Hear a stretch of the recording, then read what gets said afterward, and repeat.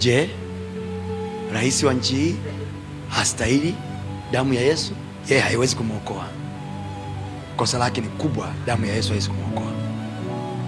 Askari wa nchi hii, damu ya Yesu haistahili wao kuwaokoa, kuwaponya. Now, if you think you deserve forgiveness, why someone else doesn't deserve forgiveness? We don't forgive kwa sababu haviumi. Kusamehe sio kupuuza.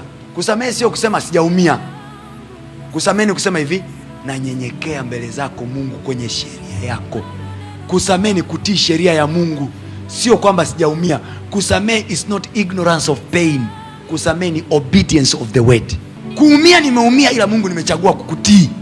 Nyenyekeeni chini ya mkono wa Bwana naye atawakweza kwa wakati wake. Leo hii katogea tukapata a complete another leader. Kama hamjui Mungu, ataanza kwanza kumalizana na visasi vyake kwanza. So we will keep on moving kwenye generation yenye uchungu after uchungu after uchungu. We need to rest, people. We need rest. We need to breathe. Stop suffocating. Stop dying because of what has been put in you.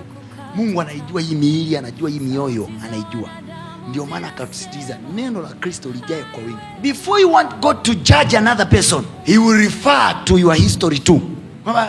Sisi haiwezekani kupona mpaka tuambiwe pole.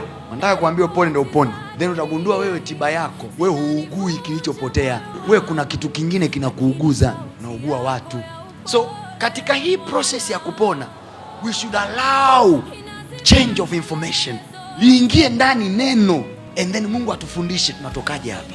Natokaje katikati ya kuumia kwetu. Kitabu hiki cha Torati kisiondoke kamwe kinywani mwako.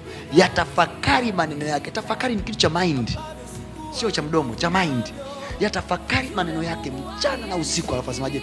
Ndipo utakapofanya njia yako kufanikiwa sana, nawe utastawi sana.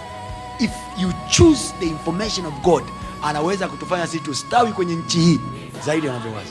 Yesu anaitwa, hakuja kuitangua Torati, alikuja kuikamilisha kwa ajili ya msalaba. Biblia inasema ndani yake yeye ndio zinakaa sheria zote na manabii. Torati imetimizwa ndani yake.